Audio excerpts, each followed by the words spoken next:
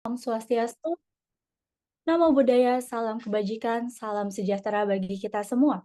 Selamat bergabung di webinar series yang diselenggarakan oleh Pusat Studi Hak Kekayaan Intelektual atau PSHKI, Fakultas Hukum Universitas Trisakti, dan Himpunan Konsultan dan Pemerhati Kekayaan Intelektual Alumni Universitas Trisakti dalam menyambut Hari Kemerdekaan Indonesia, lindungi kekayaan intelektual untuk kemajuan kreativitas anak bangsa.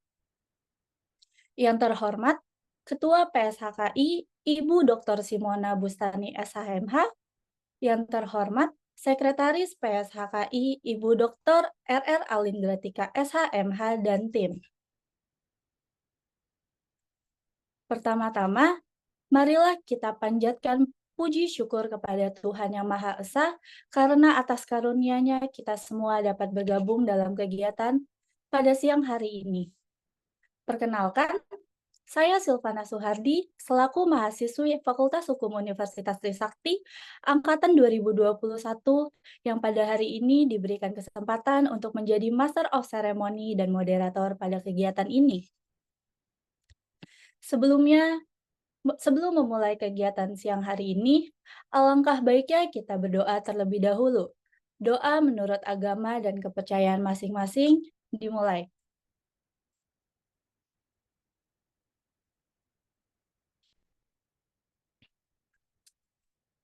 Amin. Doa selesai.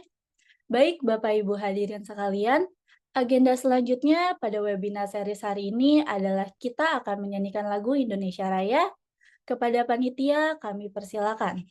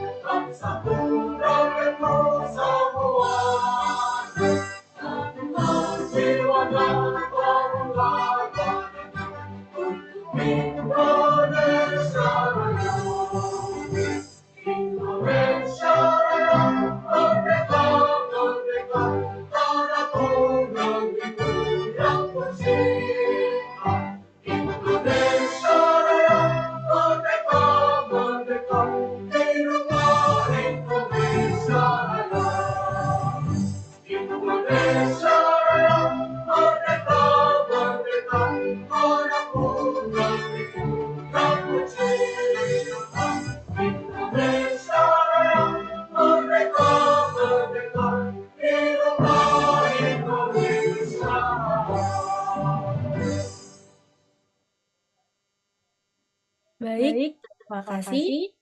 Selanjutnya, sambutan dari perwakilan PSHKI dan Tingkat, yaitu Ibu Ida Hairani SHMH MKN. Kepada Ibu Ida, dipersilakan. Ya. Bismillahirrahmanirrahim. Assalamualaikum warahmatullahi wabarakatuh. Yang terhormat Ketua PSHKI, yaitu Ibu Dr. Simona Bustami SHMH, Sekretaris PSHKI, yaitu Ibu Dr. Alin Gratika Nugrahani SHMH, seluruh jajaran PSHKI dan rekan-rekan HIKAT yang hadir pada webinar hari ini, para narasumber yang terdiri dari Ibu Triayu Ratna Dewi SHMH dan Ibu Winuriska SHMH. Yang keduanya merupakan konsultan kekayaan intelektual yang terdaftar di Direktorat Jenderal Kekayaan Intelektual dan merupakan alumni dari Fakultas Hukum Universitas Trisakti. Juga kepada Kak Silvana Suhardi, mahasiswa Fakultas Hukum Universitas Trisakti, Angkatan 2021. Pada hari ini, PSHKI dan HIKAT menyelenggarakan webinar seri 3, yang merupakan rangkaian webinar seri dalam rangka memperingati Hari Kemerdekaan Republik Indonesia, juga memperingati Hari Kekayaan Intelektual Sedunia. Kami mengambil judul yaitu Lindungi Kekayaan Intelektual untuk Kemajuan Kreativitas Anak Bangsa. Pada webinar hari ini, ada 2 narasumber yang masing-masing nanti akan memberikan ilmunya. Yang pada saat ini, Bu Triayu nanti akan menyampaikan mengenai strategi penelusuran kebaruan paten. Dan kemudian dilanjutkan oleh Ibu Winuriska dengan judul Strategi Mendapatkan Perlindungan Paten di Indonesia. Acara ini adalah kolaborasi antara Pusat Studi Kekayaan Intelektual Fakultas Hukum dengan HIKAT. HIKAT itu lahir 12 Mei 2018. Sering mengadakan webinar-webinar untuk tujuan edukasi kekayaan intelektual, tidak hanya untuk internal mahasiswa Trisakti, tapi kepada umum juga. Insya Allah acara ini dapat berlangsung dengan baik dan membawa manfaat buat kita semua. Selamat mengikuti acara webinar hari ini. Wassalamualaikum warahmatullahi wabarakatuh. Terima kasih. Waalaikumsalam, Ibu. Baik, terima kasih Ibu Ida atas sambutannya. Bapak Ibu hadirin sekalian, saya informasikan bahwa webinar series akan terbagi dalam 2 sesi, yaitu dalam sesi pertama akan diisi oleh Ibu Tri Ayu Dewi Ratna SHMH mengenai strategi penelusuran kebaruan paten, dan sesi kedua akan diisi oleh Ibu Winuriska SHMH mengenai strategi pendapatan perlindungan paten di Indonesia. Baik, agenda selanjutnya izinkan saya untuk membacakan CV dari narasumber pertama kita, yaitu Ibu Tri Ayu Dewi Ratna SHMH. Beliau menempuh pendidikan strata 1 di Fakultas Hukum Universitas Trisakti pada tahun 1999, kemudian beliau melanjutkan studinya yaitu strata 2 di Fakultas Hukum Universitas Padjadjaran Bandung. Sebelum berprofesi sebagai advokat dan konsultan kekayaan intelektual, beliau pernah bekerja menjadi staf legal corporate di industri televisi SCTV, kemudian menjadi associates pada firma hukum ketenagakerjaan Varianto Darmanto Law Firm. Adapun kesibukan beliau pada saat ini selain menjadi konsultan kekayaan intelektual, beliau juga mengajar dan membimbing skripsi mahasiswa hukum di bidang hukum kekayaan intelektual di salah satu universitas swasta di Jakarta. Beliau juga aktif di organisasi Perkumpulan Konsultan Kekayaan Intelektual bidang hubungan pemerintahan.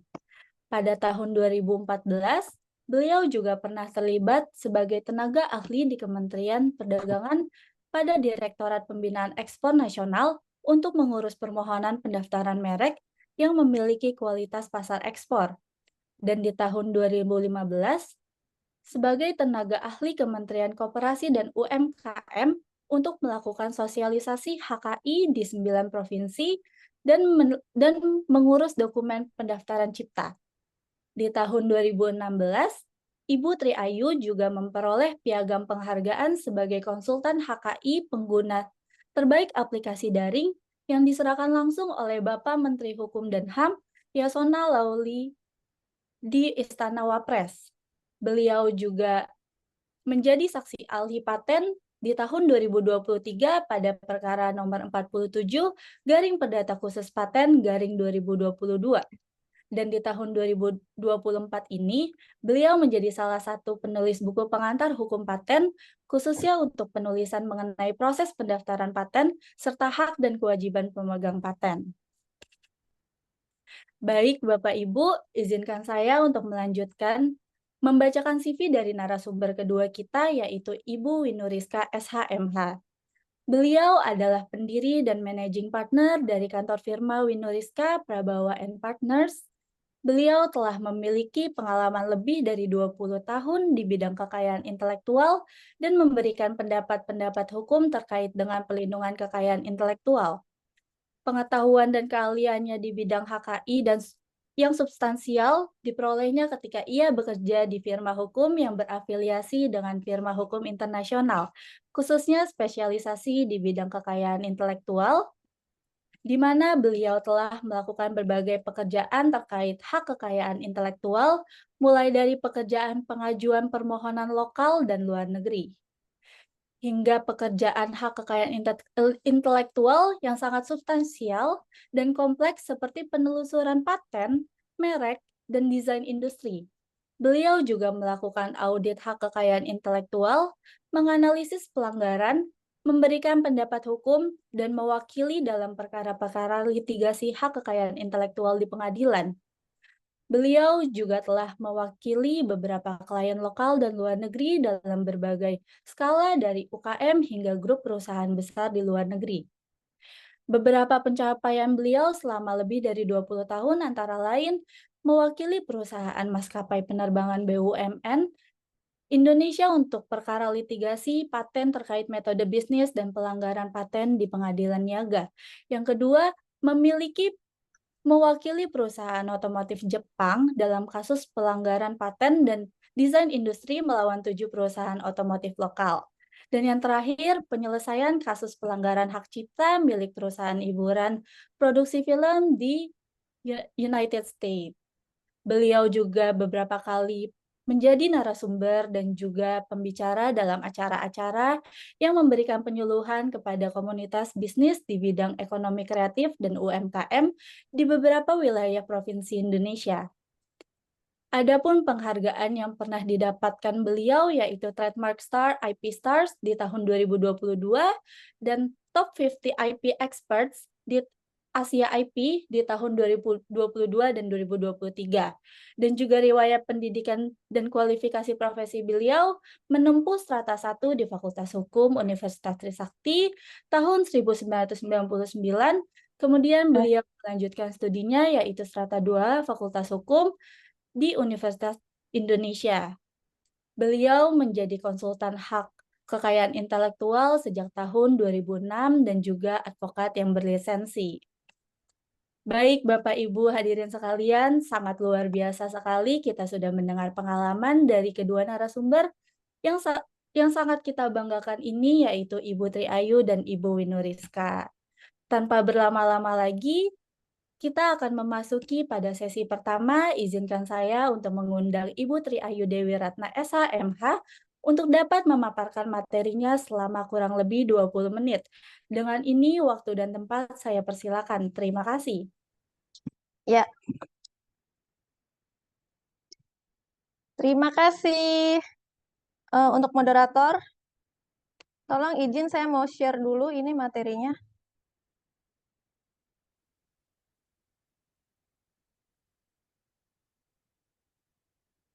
Oke, bisa dilihat ya?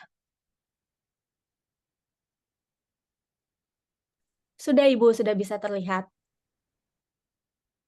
Ya, selamat siang Bapak Ibu, selamat siang rekan-rekan konsultan dan para peserta webinar hari ini. Saya Triayu Dewi akan menjelaskan mengenai strategi penelusuran kebaruan paten.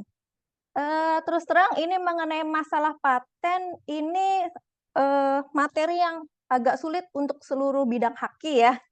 Dan buat saya ini agak susah, kenapa? Karena background pendidikan saya bukan dari background ilmu eksakta ya. Jadi memang ini istilahnya teori ini nggak berlaku lah untuk urusan paten. Ini yang berlaku di sini memang masalah logika ya, kemampuan untuk logika, dan kita harus mampu menjelaskan secara detail mengenai apa yang akan kita patenkan itu. Nah, ini mengenai strategi penelusuran paten, karena saya dan Mbak Winu akan bicara mengenai tips-tips, dan ini basic ya di dalam paten, karena rata-rata orang yang ingin mematenkan sebuah produk atau proses atau metode itu seringkali tidak memahami bagaimana cara melihat kebaruan dari invensinya, seperti itu ya. Ya, ini yang sering saya alami ketika saya bertemu orang ya, saya ingin punya paten, bagaimana caranya? Kemudian syarat apa yang harus saya penuhi untuk mendapatkan paten? Ini yang sering ditanyakan oleh orang dan biasanya saya akan menjawab, yang mau dipaten itu apa ya? Kalau dilihat dari segi definisi di undang-undang itu dijelaskan bahwa paten adalah hak eksklusif yang diberikan kepada negara, diberikan inventor kepada negara atas invensinya di bidang teknologi untuk jangka waktu tertentu, melaksanakan sendiri invensi tersebut atau memberikan persetujuan kepada pemiliknya untuk melaksanakannya ya. Memang ini tertulis di dasar hukumnya ya mengenai undang-undang paten, karena paten ini semua hakim bicaranya soal hak eksklusif ya, termasuk paten. Ya, seringkali orang bertanya invensi yang dimaksud di dalam paten itu yang seperti apa? Karena kita bicaranya soal hak kekayaan intelektual yang namanya idenya dari sebuah kreativitas, dari ide manusia, itu biasanya kalau di paten itu harus ada pemecahan masalah yang sifatnya spesifik ya di bidang teknologi ya. Jadi untuk masalah-masalah pemecahan masalah yang spesifik dan ini ada fungsi khusus paten itu ya. Fungsi khususnya ini dilihat dari produknya, dari prosesnya, jadi ini outputnya ya, bentuk outputnya nanti ketika sudah ada pemecahan masalah yang spesifik, kemudian nanti dilihat dari fungsinya, dari segi produknya, prosesnya, metode produk, dan prosesnya. Intinya kalau paten itu memang harus ada kegunaan dan fungsi khusus yang baru, yang sifatnya spesifik, seperti itu ya. Nah, ini seringkali yang terutama untuk para inventor yang baru memulai untuk mendaftarkan paten, seringkali tidak bisa membedakan antara yang namanya invensi dan discovery ya. Invensi ini kalau yang namanya invensi, yang discovery ini sebenarnya juga penemuan, invensi juga penemuan, tetapi bedanya kalau di dalam paten, ini penemuannya itu sifatnya ada apa ya, unik dan ada produknya ya, dan ini kalau dilihat dari chart ini, di sini kan ada harus reverse to industry, terus kemudian ada proses yang lama, dan memang untuk namanya paten itu yang namanya riset, itu harus percobaan ya, menggunakan percobaan berkali-kali sampai berhasil seperti itu. Sedangkan kalau discovery itu sifatnya hanya menemukan. Jadi sifatnya di sini patennya tidak applicable untuk dipaten karena sifatnya ini sudah ada ya. Jadi ini saya menggambarkan yang paten ini mulai riset yang lama, kemudian percobaan-percobaan, sedangkan di sini meskipun ini misalnya ada batu untuk menghasilkan api, ya, itu kan memang bakatnya. Kemudian teori ini juga nggak bisa dipatenkan, meskipun ini teorinya nanti menghasilkan apa atom seperti itu ya. Kemudian ini yang masuk kategori bukan paten ya. Sedangkan di dalam paten itu juga ada pengecualian. Ini terutama terkait dengan masalah teknologi. Ada beberapa teknologi yang memang tidak bisa dipatenkan, misalnya untuk teknologi cloning ya seperti ini. Kemudian teknologi yang berkaitan dengan pemulihan tanaman PVT ini juga masuknya bukan ke paten tetapi ke PVT. Kemudian teknologi yang berkaitan dengan rekayasa genetik seperti ini juga tidak bisa dipatenkan. Jadi ini saya pengecualian dalam paten. Nah, ini mengenai syarat paten, ini sebelum masuk ke penelusuran kebaruan ya. Jadi syarat paten yang perlu dipahami oleh para inventor yang ingin mengajukan paten, itu syarat paten yang pertama ada syarat formal dan syarat mutlak ya. Untuk masalah syarat formal, ini biasa ya mengenai identitas para pihak, inventornya siapa, pemegang patennya siapa, kemudian dari deskripsi paten, abstrak, klaim, gambar paten, kemudian kalau untuk paten asing, paten PCT itu harus menyertakan yang namanya terjemahan ya, terjemahan paten. Nah, ini sih gampang ya kalau diurus konsultan, apalagi ini udah tinggal konsultan yang menyerahkan. Tetapi yang syarat mutlak ini yang agak-agak mungkin belum dipahami oleh semua inventor. Karena syarat mutlak ini yang pertama adalah harus memiliki kebaruan. Artinya jika syarat mutlak ini tidak dipenuhi, maka otomatis patennya itu ditolak. Jadi yang pertama itu memang harus baru patennya. Masalahnya terkadang inventor tidak mengerti yang baru itu yang seperti apa. Kadang-kadang ada yang saya bilang yang pola berpikirnya koleris ya, artinya saklek. Artinya ini saya yakin ini saya baru gitu ya. Ya tahu barunya dari mana, kalau dapat grant aja belum pernah seperti ya. Jadi kadang-kadang ada yang merasa seperti itu. Jadi artinya kebaruan dalam suatu paten itu tidak bisa kita yang bilang, tidak bisa hanya melihat data dari lokal, tetapi kebaruan paten itu kalau paten kita harus melihat datanya secara global ya.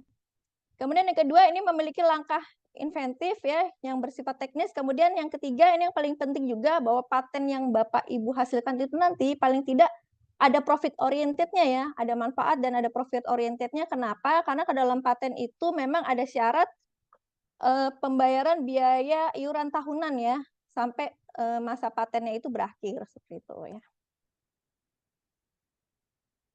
Ya, nah ini sekarang bagian yang paling penting mengenai bagaimana cara mengetahui kebaruan paten. Ya, mengenai kebaruan penelusuran paten ini, bisa dibaca ini mengenai definisinya bahwa penelusuran adalah pencarian informasi paten yang ada pada dokumen paten. Jadi intinya penelusuran ini memang kita melakukan semacam investigasi ya terhadap data paten, mencari informasi mengenai paten kita ini ya. Jadi kegiatan penelusuran terhadap teknologi-teknologi yang sudah ada sebelumnya. Jadi kalau di dalam paten itu disebutnya sebagai prior art ya. Jadi di dalam paten itu kita nggak mungkin mematenkan teknologi yang sudah usang. Jadi intinya kita harus membuat new product terus ya untuk paten-paten berikutnya seperti itu ya. Baik.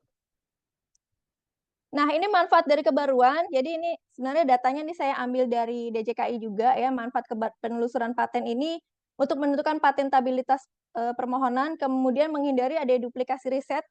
Yang ketiga, menghindari masalah pelanggaran paten. Jadi ini tadi saya bilang di awal, paten ini urusannya dengan masalah hak. Jadi beberapa kali ini memang rawan gugatan juga ya, untuk pemeriksa juga nggak bisa sembarangan untuk meng-granted paten, apalagi kalau patennya itu tidak punya kebaruan ya, maksudnya patennya tidak ada kebaruan, itu akan menimbulkan resiko hukum, termasuk saya sebagai kuasa, sebagai konsultan juga tidak bisa sembarangan untuk membuat paten untuk ataupun menjanjikan bahwa paten ini akan grant apabila tidak ada kebaruan seperti. Jadi kalau tidak kira-kira patennya saya anggap tidak baru, saya bilang terus terang ini tidak akan mungkin di-grant karena kalaupun di-grant itu nanti akan menimbulkan resiko kepada saya maupun kepada pemeriksanya juga, nanti bisa menjadi tergugat, menjadi turut tergugat di situ ya kalau misalnya ada orang yang tidak mau ini patennya digunakan oleh pihak lain tanpa izin seperti itu ya. Ini kalau makanya kenapa perlu dilakukan namanya penelusuran paten ya. Nah, bagaimana cara melakukan penelusuran kebaruan paten? Ini ada tipsnya ya. Ini saya berikan contoh sederhana ini ya, mudah paling gampang ini karena contohnya saya ingin mematenkan sweeping robot vacuum cleaner. Jadi ini robotnya bisa mengepel ya dan bisa menyedot debu ya. Kemudian kelebihan dari invensi ini, robot ini bisa diperintah melalui aplikasi, memiliki sensor cahaya yang bisa mendeteksi debu maupun menyedot debu hingga partikel terkecil bentuknya bulat dengan dimensi ukuran 350 mm ya. Kesimpulannya ini biasanya jadi yang mau dipaten apa? Karena di sini banyak spek-spek yang dipaten. Pertanyaannya apakah semua spek itu bisa masuk ke dalam paten grant nantinya? Nah, itu dilihat lagi. Biasanya saya akan tanya, ini ada spesifikasi produknya, yang mau dipatenkan spesifikasi produknya, sistem kinerja produknya, atau metode pengoperasian produknya. Nah, intinya kan ini bisa macam-macam di sini. Dan ini belum tentu kita bisa ambil semua bidang ini ya. Jadi harus salah satu. Kalau kita hanya ingin mematenkan spesifikasi produknya, otomatis kita bicaranya hanya di spesifikasi produk, yang untuk sistem kerja, metode, ini kita tidak bisa ambil. Apalagi kalau ini tidak ada kebaruan di sini. Nah, tapi kalau misalnya nanti setelah dicek, oh ternyata sistem kerja produk Bapak Ibu ini punya kebaruan, nah otomatis kita bisa mematenkan kebaruannya letaknya di mana, dan itu harus dijelaskan secara detail ya. Metode pengoperasian produk, yang seperti itu juga metodenya, metode bagaimana mesin itu bisa bekerja, itu bisa juga dipatenkan ya. Jadi intinya untuk paten lokal itu umumnya harus ada hubungannya dengan device ya, dan rata-rata kalau misalnya pihak yang ingin paten itu ternyata patennya tidak memungkinkan untuk dipaten, biasanya nanti saya akan alihkan ke merek atau ke desain seperti itu ya. Nah, ini mengenai strategi penelusuran state of the art, ini sebenarnya ada tips-tipsnya ya, ada 7 langkah di sini. Jadi yang pertama adalah menemukan subject matter invensi masalah yang akan dipecahkan. Itu tadi subject matter-nya mau kemana? Mau ke spesifikasi alatnya, mau ke produknya, atau mau ke metodenya, seperti itu ya. Kemudian yang kedua, ini menentukan kata kunci dari subject matter, nanti ada aplikasi yang bisa digunakan ya, website maksudnya bisa digunakan untuk mencari kata-kata kunci ini. Kemudian di sini melakukan pencarian berdasarkan kata kunci dari sinonim tersebut ya. Yang keempat ini mempelajari hasil penelusuran pertama. Jadi intinya kalau kita ingin mematenkan suatu barang, alat, metode atau apapun itu, kita harus mempelajari invensi sebelumnya. Kenapa itu penting? Karena nanti dalam dokumen patennya itu harus disebutkan penemuan-penemuan terdahulunya. Jadi kita tidak bisa bicara hanya penemuan kita harus bicara soal penemuan terdahulu yang memungkinkan kita tiba-tiba berpikir, ini loh yang membedakan antara penemuan yang dulu dengan yang sekarang, seperti ini ya. Kemudian yang kelima, ini mempersempit hasil penelusuran dengan menambah kata kunci. Jadi ini nanti di strategi untuk penelusuran ini nanti ada beberapa link yang memang bisa dipakai untuk mengerucutkan atau mempersempit lingkup penelusurannya. Jadi tidak terlalu melebar. Jadi mempersempit tujuannya agar bisa kena dapat dengan invensi yang Bapak Ibu mau, seperti itu ya.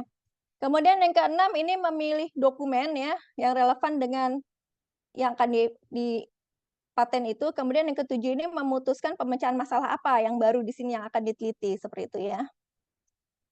Nah, ini ya penelusuran dokumen paten, ini literatur. Jadi ini bisa juga menggunakan yang non literatur yang misalnya berkaitan dengan jurnal, tulisan-tulisan, tapi intinya bisa diakses ya. Mungkin kalau Bapak Ibu dosen itu kan ada jurnal yang di akademisi, jurnal Scopus yang bisa diakses itu juga bisa. Tetapi rata-rata pemeriksa paten ini menggunakan penelusuran dokumen paten yang ada di sini, di Patenscope, eSpaceNet, Google Patent, sama yang di lokal ini Pusat Data Kekayaan Intelektual ya.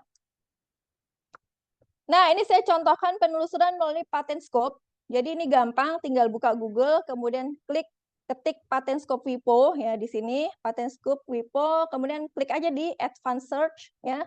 Misalnya tadi kan kita mau cari kebaruan mengenai robot vakum. Ketik aja robot vakum, nanti akan keluar semua di sini ya. Akan keluar semua di sini dari tahun 2002, 2003, 2004. Ini termasuk yang paling terbaru nih ada ya di 2004 ya, Docking Trace for Automatic Robot Vacuum System and Method. Jadi sistem dan metode ini bisa ya seperti ini. Ini paten Amerika ya. Nah, ini perlu Bapak Ibu ketahui juga untuk masalah pemeriksaan paten ini bahwa di Indonesia itu kiblatnya pemeriksa paten itu tidak ke Amerika. Makanya seringkali ada klien yang bertanya sama saya, itu kok patennya bisa granted sedangkan paten saya nggak bisa ya. Lihat dulu patennya di mana. Oh, paten Amerika ya jelas karena kita biasanya menggunakan lebih arahnya kiblat pemeriksaannya itu lihatnya ke paten-paten Eropa. Alasannya kenapa kita menggunakan dasar dari paten Eropa? Karena sistem hukum kita memang mirip dengan sistem hukum Eropa ya. Kita kan warisan penjajah Belanda, hukumnya otomatis ke Eropa ya. Kalau Amerika kan dia jurisprudensi ya, lebih ke common law. Sedangkan kita menggunakan sistem civil law. Oleh karena itu hukum-hukum kita lebih berpedoman pada hukum-hukum di Eropa. Nah, ini salah satu ya contoh juga untuk penelusuran ini patennya. Jadi kalau itu nanti dibuka, tadi kan seperti ini kalau misalnya dibuka ya, itu akan lengkap dia detail ya. Jadi kelihatan dari deskripsinya, dari klaimnya, ini bisa dibuka semua termasuk gambarnya, klaimnya ini ada berapa bisa kelihatan di sini ya. Jadi ini Bapak Ibu wajib mempelajari ini sebelum mematenkan. Jadi supaya tahu kebaruan dari produk yang saya apa dengan bandingannya dengan yang ini apa, seperti itu ya. Nah, ini ada situs lain ya. Tadi kan Patenscope yang WIPO, kemudian ini ada lagi di eSpaceNet, Patent Search ini khusus paten Eropa. Nah, di sini ada pengklasifikasiannya. Jadi tinggal klik aja nih di Google eSpaceNet ya. Nanti kemudian akan keluar seperti ini. Dan di sini kita bisa lihat classification search-nya. Di sini jelas ya classification-nya ada human necessity, performing operation, chemistry, textile. Nah, seperti itu. Kalau untuk berkaitan dengan robot tadi kan kaitannya dengan electricity atau performing operation ya. Ini bisa lebih condong ke situ ya. Ini tujuannya untuk mengkerucutkan atau mendapatkan yang lebih speknya lebih dekat dengan invensi kita seperti itu ya. Nanti kita klik ini nanti biasanya muncul di sini ya selected classification-nya ya. Nah, seperti ini ya. Nah, ini kalau ada tanda bintang-bintang ini berarti yang dekat dengan penemuan kita ya. Ini robot, ini berkaitan dengan prosesnya, apparatus ya, program kontrolnya nih ya. Kemudian ini robot learning machine, ya, ini lebih dekat dengan invensi kita. Ini harus diklik nanti kemudian dibaca isinya apa ya. Jadi ini tujuannya adalah kita mendapat klasifikasi ini untuk mempersempit ruang lingkup pencarian kita ya, untuk mempersempit ruang lingkup kebaruan kita seperti itu ya, mengecek kebaruannya.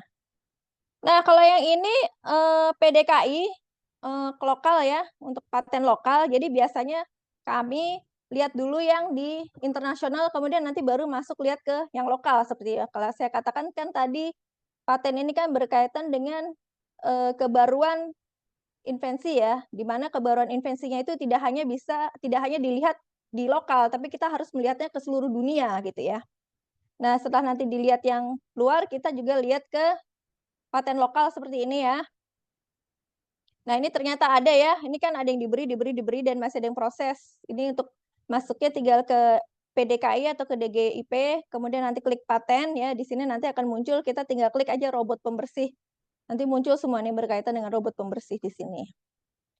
Nah, ini salah satunya paten sederhana ya, berkaitan dengan robot pembersih. Ini ya patennya diberi, jadi ini robot pembersih lantai dengan memori tertanam berisi program algoritma yang disempurnakan. Nah, ini ada keterangannya di abstrak ya, tetapi memang kalau untuk paten yang di PDKI itu yang keluar itu hanya abstrak ya, untuk klaim tidak selengkap di luar ya, saya nggak tahu kenapa, tapi memang yang muncul ditampilkan ini hanya yang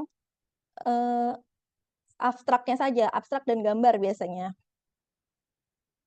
Nah, ini pasti Bapak Ibu tahu ya, Thomas Alva Edison ya, inventor terkenal ya, jadi penemuannya dia banyak, dan terus terang ini juga tidak langsung semua penemuannya dipatenkan ya, karena saya baca bahwa Thomas Alva Edison ini mematenkan sekitar 1.000, ada penelitian dia 1.000, tapi yang bisa masuk paten itu nggak sampai setengahnya, hanya 425 seperti itu ya, dan tentunya ini membawa manfaat untuk umat manusia ya, dan awalnya cuma dari lampu pijar, kemudian sekarang sudah menjadi lampu yang lebih canggih ya, seperti itu ya. Mungkin Bapak Ibu berpikir ya itu kan orang luar negeri ya, orang Indonesia pun juga ada ya, banyak yang punya invensi-invensi yang luar biasa seperti ini ya. Nanti mungkin bisa saya putar videonya. Oke, itu aja.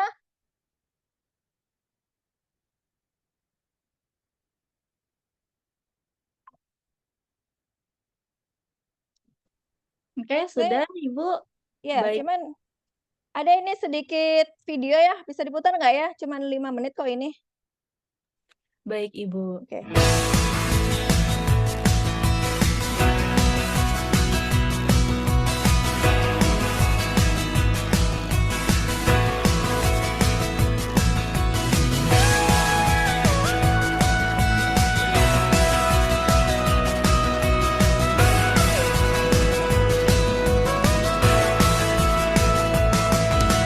Hei kawan, pasti kau dan aku sama, sama-sama punya takut, takut untuk mencoba dan gagal. Tapi hei kawan, pasti kau dan aku sama, sama-sama punya mimpi, mimpi untuk menjadi berarti. Karena Videonya nggak kelihatan nih, sebentar saya ulang ya.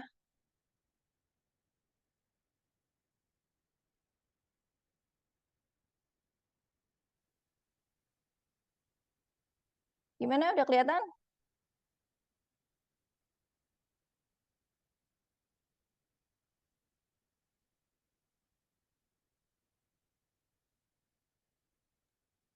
Masih PPT Ibu. Oh, masih PPT, sebentar ya. Iya. Saya tutup dulu berarti.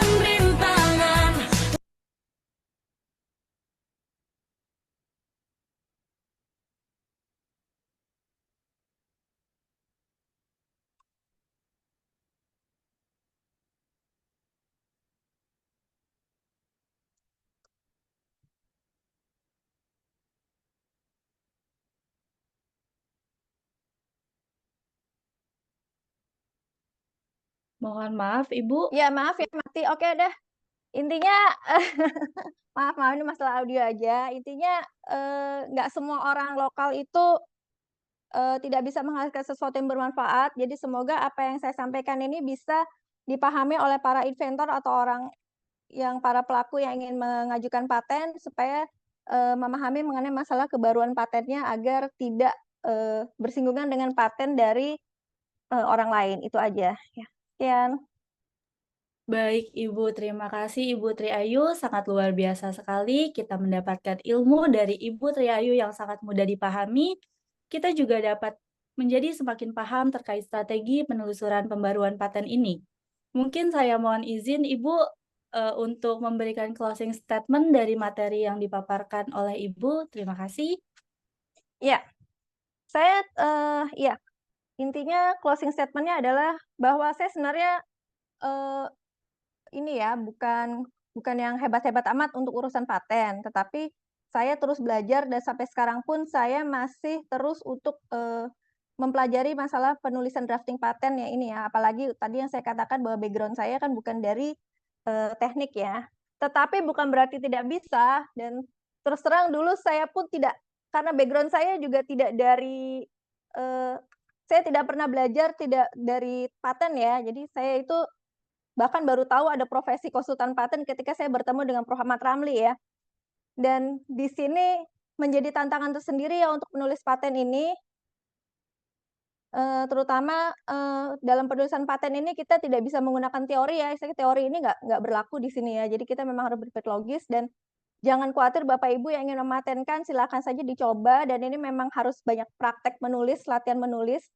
Di awal saya melakukan pendaftaran paten, terus terang gagal patennya. Tapi kalau ada yang mengatakan bahwa gagal itu kunci dari keberhasilan, itu benar ya. Jadi artinya memang harus sering mencoba berkali-kali. Dulu paten saya yang pertama itu berkaitan dengan produk simulator berbasis augmented reality. Nah, dan ternyata memang tidak bisa lolos. Kenapa? Karena itu berkaitan dengan program komputer yang di-coding ya di dalam ternyata di dalam ranah hukum kita, hukum nasional itu tidak bisa dipatenkan karena tidak ada device-nya seperti itu ya. Jadi aplikasi-aplikasi kalau di Amerika mungkin bisa ya karena di sana kan tadi saya katakan sistem hukumnya berbeda, tetapi kalau untuk di Indonesia kurang available untuk dipaten. Jadi oleh karena itu Bapak Ibu perlu meng-create ulang ya patennya itu. Semoga itu saja ya, semoga apa yang saya sampaikan bisa dipahami dengan baik dan mungkin Mbak Winu nanti bisa menjelaskan lebih jauh mengenai tips-tips untuk mendapatkan agar patennya bisa lolos grant ya Mbak Winu. Terima kasih. Assalamualaikum. Baik, terima kasih Ibu atas waktu dan ilmunya. Kiranya Ibu senantiasa untuk selalu sehat dan selalu sukses ya Bu. Terima kasih banyak Ibu. Untuk sesi tanya jawab akan berlangsung setelah pemaparan dari Ibu Winuriska. Bagi Bapak Ibu peserta webinar yang sekiranya ingin mengajukan pertanyaan, dipersilakan melalui link yang sudah tersedia dalam kolom chat Zoom. Terima kasih. Baik Bapak Ibu hadirin sekalian, tibalah kita pada sesi kedua hari ini, yaitu mengenai strategi mendapatkan perlindungan paten di Indonesia dan akan dipaparkan langsung oleh Ibu Winuriska. Tanpa mengurangi rasa hormat saya, mengundang Ibu Winuriska untuk dapat memaparkan materinya kurang lebih 20 menit. Ibu Winuriska dipersilakan. Terima kasih. Oke, terima kasih Silva. Terima kasih. Selamat siang Bapak Ibu semuanya. Semoga masih terus mengikuti webinar siang hari ini yang topiknya sangat berat ya mengenai paten. Mungkin saya tidak berlama-lama lagi karena mungkin tadi Mbak Ayu sudah menjelaskan mengenai definisi tentang paten dan segala macamnya. Mungkin saya akan bicarakan mengenai prinsip-prinsipnya, mengapa kekayaan intelektual itu perlu dilindungi, kemudian baru kita fokus nanti ke bidang patennya. Silakan, slide berikutnya. Jadi mungkin yang sudah mengikuti webinar kita dari hari Senin sampai hari ini, nanti mungkin sampai dengan akhir Agustus kita masih ada webinar series mengenai kekayaan intelektual gitu kan. Jadi mengapa KI itu butuh dilindungi gitu. Jadi dari webinar kita pertama mengenai merek, hak cipta, merek, paten, nanti mungkin ada desain industri juga kalau nggak salah di hari yang pertama. Mengapa harus dilindungi? Karena pertama KI itu mempunyai nilai ekonomi yang tinggi, menciptakan harga jual, ada value-nya, dan mendorong tumbuhnya riset dan development. Jadi kekayaan intelektual tanpa nilai ekonomi hanya sebagai hak sosial saja. Jadi bisa dilihat nih beberapa contoh kekayaan intelektual dari brand-brand atau invensi-invensi dari yang ternama. Ini memiliki aset yang sangat tinggi, nilai ekonominya, nilai ekonomi jualnya juga tinggi. Nah, kemudian slide berikutnya adalah mengenai paten. Jadi kalau tadi sudah dijelaskan dengan Mbak Ayu bahwa paten itu adalah hak yang diberikan oleh negara kepada inventor terhadap invensi di bidang teknologi dalam jangka waktu tertentu dan dapat melarang orang lain tanpa izin. Paten itu juga dapat dialihkan. Oleh karena itu, mengapa paten itu sebagai hak yang eksklusif di bidang teknologi. Slide berikutnya adalah, nah, hak eksklusifnya itu adalah invensi di bidang teknologi. Jadi, kenapa disebut dengan paten itu terkait dengan invensi di bidang teknologi. Nah, invensi di bidang teknologi adalah bisa berupa paten proses dan paten produk. Nah, invensi itu definisinya dalam Undang-Undang Paten adalah produk yang merupakan adanya campur tangan manusia untuk memecahkan suatu masalah teknis tertentu dan mempermudah kerja manusia menjadi lebih praktis, mudah, murah, efektif, dan lebih efisien. Hasilnya dapat berupa paten produk maupun paten proses atas penyempurnaan dan pengembangan produk atau proses tersebut. Nah, definisi praktisnya adalah seperti ini, digambarkan seperti ini mengenai invensi. Jadi invensi harus memiliki karakter teknis. Memiliki hubungan dengan bidang teknis, iya. Berkaitan dengan solusi untuk masalah teknis, iya. Dan didefinisikan dalam suatu fitur teknis. Intinya invensi itu solusi untuk masalah teknis dan harus didefinisikan dalam suatu fitur teknis. Jadi bagi calon-calon inventor nih atau tim-tim R&D mungkin bisa mengambil apa namanya notes dari presentasi saya mungkin. Jadi untuk membuat invensi adalah bisa digambarkan seperti tabel seperti ini. Oke, slide selanjutnya. Nah, ini tadi yang sudah dijelaskan oleh Mbak Ayu, prinsip-prinsip dalam paten itu adalah kebaruan, langkah inventif, diterapkan dalam industri. Paten juga sifatnya teritorial, pemeriksaannya secara universal, sistemnya first to file, kemudian perlindungan diberikan kepada pemegang paten atau pemegang lisensi, dan memiliki invensi yang berpotensi menghasilkan manfaat ekonomi bagi pemiliknya. Nah, saya akan singgung sedikit mengapa pelindungan paten itu secara teritorial. Pelindungan paten itu bersifat teritorial karena perlindungan paten hanya dilindungi di suatu negara pemohon saja. Jadi jika ada permohonan paten diajukan di Indonesia, tanpa melalui jalur apapun, itu secara direct, maksudnya pemohon individu ya, lokal Indonesia, perlindungannya hanya mencakup negara Indonesia saja. Apabila mereka inventor ingin mengextend perlindungannya tersebut di luar dari Indonesia, dia dapat mengajukan permohonan paten tersebut melalui jalur-jalur internasional, gitu, seperti jalur secara prioritas maupun secara PCT.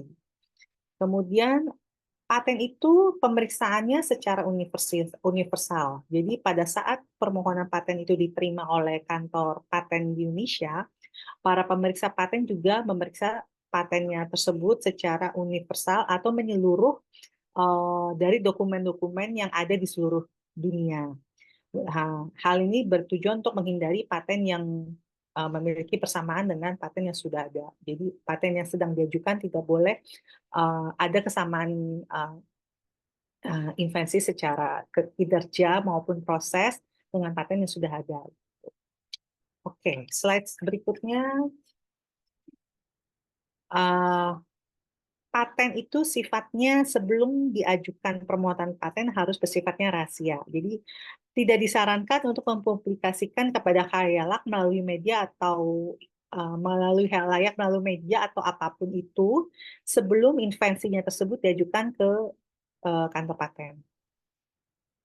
Alasannya ada dua, agar tidak menggugurkan kebaruan invensinya akibat pengajuan pendaftarannya bisa ditolak. Kemudian bertujuan tidak dicuri atau tidak ditiru oleh pihak lain. Oke.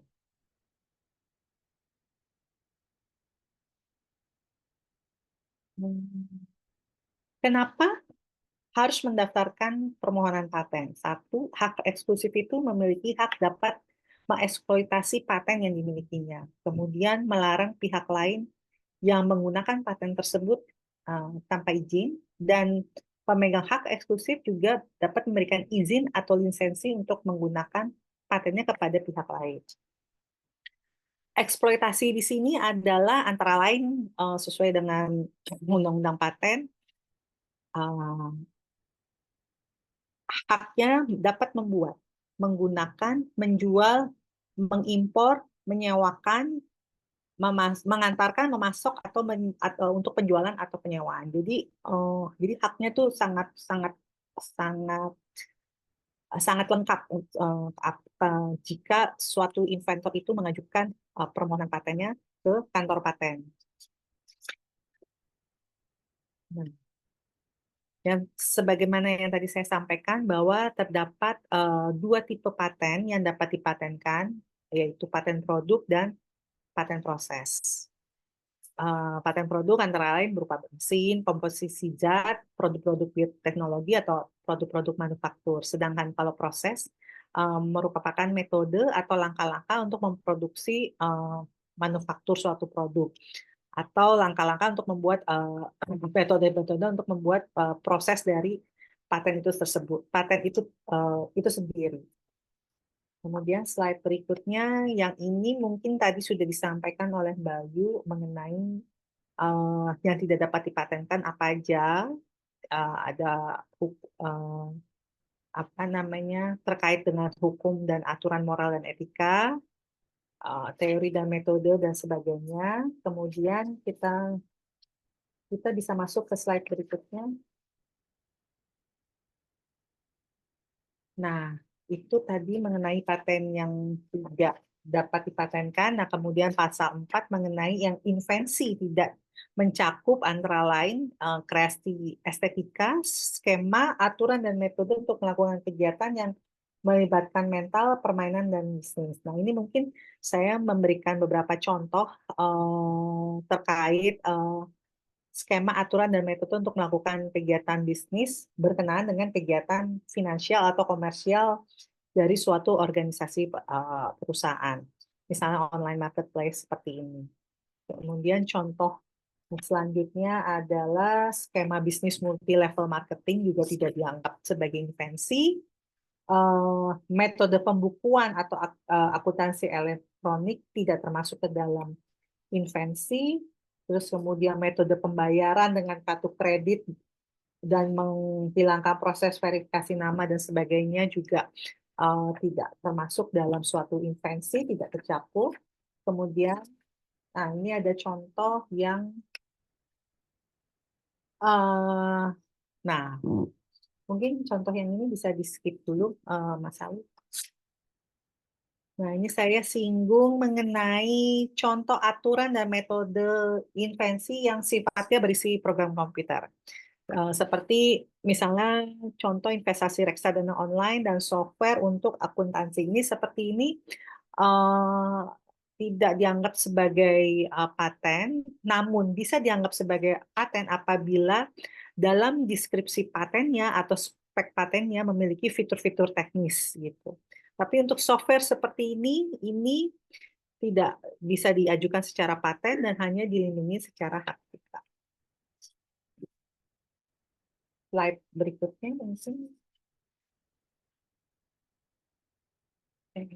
Nah, jadi untuk strategi-strategi mendapatkan perlindungan paten itu kita memang harus melihat dulu dari ketentuan-ketentuan dalam undang-undang mana yang memang apakah invensinya mencakup dilindungi undang-undang paten atau invensinya tidak dapat dipatenkan seperti yang sudah saya sampaikan sebelumnya dan Mbak Ayu. Kemudian strategi berikutnya adalah siapa yang dapat mendaftarkan permohonan paten. Inventor, pemohon bisa juga inventor itu sendiri, atau yang memiliki hubungan profesional, employer dan employee atau berbasis proyek maupun bisnis. Atau secara pribadi maupun institusi. Pribadi bisa berupa individu sekelompok orang, institusi berupa perusahaan, lembaga penelitian, dan lembaga pendidikan. Jadi harus di-clearkan dulu, nanti yang akan mendaftarkan permohonan paten itu apakah secara pribadi atau secara institusi. Slide berikutnya adalah, nah, seorang inventor juga harus memahami jenis-jenis paten. Paten itu terdiri dari paten biasa dan paten sederhana. Apakah patennya itu masuk ke dalam paten biasa atau paten sederhana? Nah, sedangkan definisi dari paten biasa adalah dia mencakup semua persyaratan invensi yang bersifat baru, langkah inventif, dan dapat diterapkan dalam industri. Sedangkan untuk paten sederhana berdasarkan ketentuan dari Undang-Undang Cipta Kerja terbaru saat ini adalah paten sederhana diberikan untuk invensi yang dapat tidak hanya berupa produk, bentuk, dan konfigurasi saja, tapi juga dapat berupa proses atau metode yang baru. Itu dapat disebutkan sebagai paten sederhana berdasarkan Undang-Undang Cipta Kerja yang baru. Jadi memiliki fungsi penggunaan yang lebih praktis daripada invensi sebelumnya. Nah, itu pengertian dari paten sederhana berdasarkan revisi definisi berdasarkan Undang-Undang Cipta Kerja yang baru. Nah, adapun masa perlindungan paten dibagi dua, untuk paten biasa adalah 20 tahun dan paten sederhana adalah 10 tahun. Setelah perlindungan paten itu berakhir, paten itu tidak dapat diperpanjang dan paten tersebut dapat menjadi paten milik umum. Nah, kemudian bagaimana sih cara mendaftarkan paten saat ini? Untuk permohonan paten saat ini diajukan secara online melalui website dgip.go.id dengan persyaratan minimum yaitu pengisian formulir yang ada di dalam Saki paten, membayar biaya resmi, dan melampirkan deskripsi patennya. Deskripsi paten adalah penjelasan tertulis mengenai cara melaksanakan suatu invensi sehingga dapat dimengerti oleh seseorang yang ahli di bidang invensi. Dalam deskripsi paten terdapat klaim yang sangat penting bagi suatu invensi untuk dilindungi adalah bagian dari permohonan yang menggambarkan inti invensi yang diminta perlindungan hukum, yang harus diuraikan secara jelas dan didukung oleh deskripsi. Jadi klaim paten itu harus terungkap di dalam deskripsi tersebut. Oke. Slide berikutnya adalah berikut saya sampaikan flowchart dari tahapan permohonan paten berdasarkan e-filing paten sekarang adalah melakukan registrasi akun terlebih dahulu di website paten.dgip.go.id. Berarti mungkin bisa dipelajari. Kemudian slide berikutnya mengenai biaya. Berikut saya sampaikan beberapa biaya resmi yang memang untuk tahap awal pengajuan permohonan paten. Untuk paten sederhana, biaya resminya Rp1.250.000 dengan catatan minimum melindungi 10 klaim. Lebih dari 10 klaim akan ada tambahan biaya sebesar Rp75.000. Sedangkan kalau paten sederhana, pengajuan biaya resminya hanya Rp800.000. Dan pengajuan khusus paten sederhana, pengajuan pemeriksaan substantifnya harus diajukan pada saat permohonan, yaitu sebesar Rp500.000. Sedangkan untuk pengajuan pemeriksaan substansi untuk paten biasa bisa diajukan dalam jangka waktu 36 bulan setelah permohonan paten tersebut diajukan sebesar Rp3 juta. Slide berikutnya mungkin mengenai paten itu harus paten setelah mendapatkan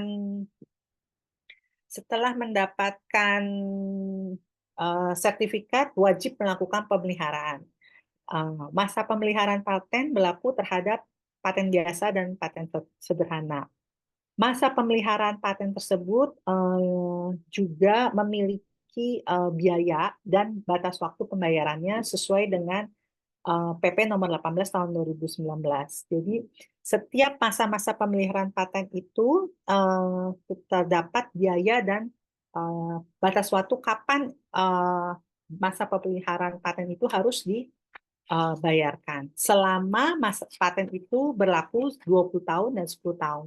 Jika paten tersebut telah berakhir 20 tahun ataupun 10 tahun, paten tersebut telah menjadi milik umum dan tidak diperlukan lagi untuk membayar biaya pemeliharaan paten. Mungkin slide saya cukup sekian. Nanti mungkin saya bisa tanggung jawab saja. Seperti itu. Kak Silvana mungkin bisa Iya, baik Ibu. Terima kasih Ibu atas pemaparan materinya yang sangat luar biasa dan pastinya mudah dimengerti bagi kita semua. Saya mohon izin Ibu untuk dapat memberikan closing statement dari materi yang Ibu paparkan. Terima kasih. Oke, kalau dari saya closing statement-nya mungkin untuk calon-calon inventor atau peneliti bisa dipelajari lagi terkait apa-apa saja yang dapat dipatenkan dan invensi mana yang tidak tercakup dalam suatu kategori invensi. Kemudian juga harus dapat dipelajari juga jenis-jenis paten yang akan dipatenkan apakah berupa produk maupun proses, dan tipe-tipenya apakah mau masuk paten biasa ataupun paten sederhana. Nah, itu mungkin catatan-catatan saya untuk calon-calon peneliti dan inventor, sehingga paten yang akan diajukan itu memang paten yang tepat dan telah memenuhi persyaratan secara kebaruan dan langkah inventif. Itu saja sih, Kak. Terima kasih, Silva. Baik, terima kasih banyak Ibu Winuriska atas closing statement-nya. Sekali lagi, saya izinkan mengucapkan terima kasih banyak kepada Ibu Winuriska dan Ibu Triayu yang telah memaparkan materi dengan sangat luar biasa. Luar biasa sekali pengetahuannya. Ini pasti sangat penting untuk dapat kita implementasikan di kemudian hari. Selanjutnya, kita akan masuk ke sesi tanya jawab. Bagi Bapak Ibu yang ingin bertanya, dipersilakan untuk dapat mengisi link pertanyaan yang ada di kolom chat.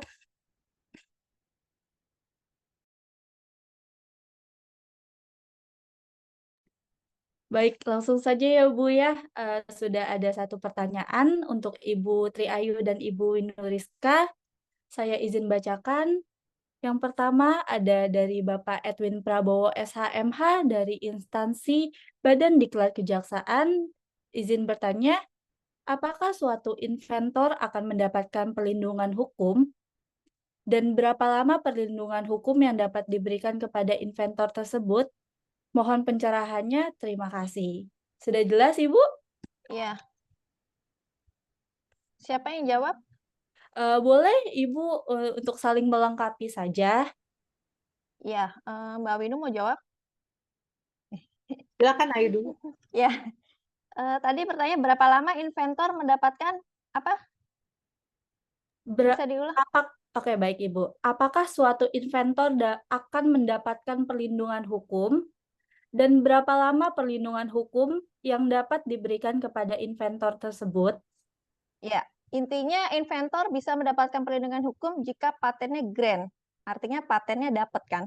Kalau inventornya itu hanya mendaftarkan paten, patennya tidak di grant, hanya dipublikasi sifatnya, ya artinya nggak punya hak dong. Ya, jadi kan meskipun kebaruannya sudah diungkap ya, tetapi kan grant patennya tidak diperoleh, otomatis ya tidak bisa dapat haknya, ya nggak ada jangka waktu perlindungan kalau di situ.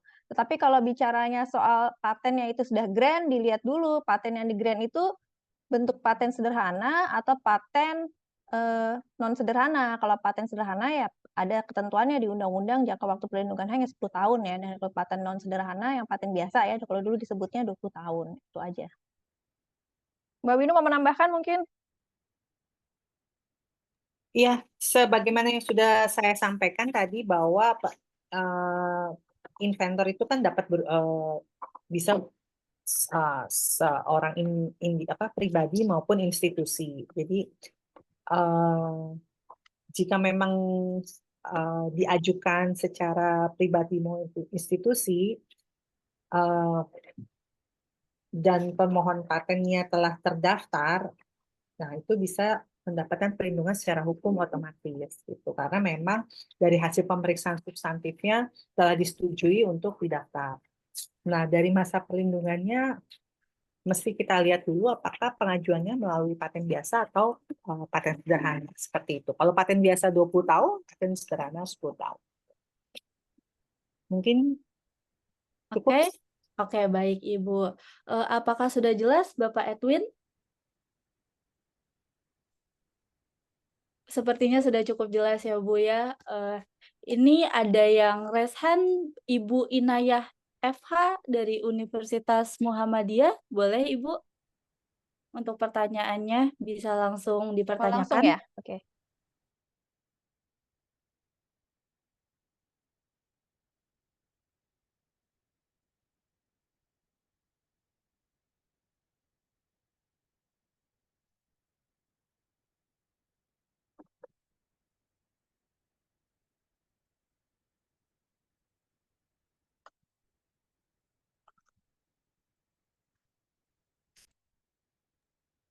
Bagaimana Ibu Inayah?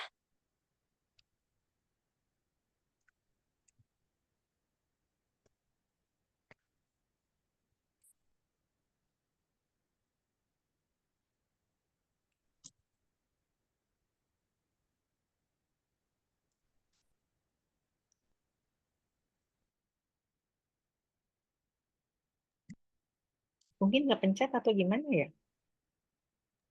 Iya, sepertinya kepencet Ibu. Atau nge-lag?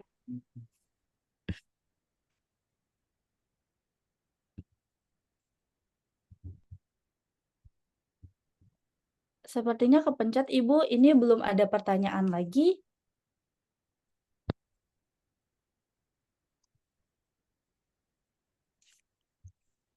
Bagi Bapak Ibu yang ingin bertanya, bisa langsung ke kolom chat atau bisa raise hand sekalian. Terima kasih.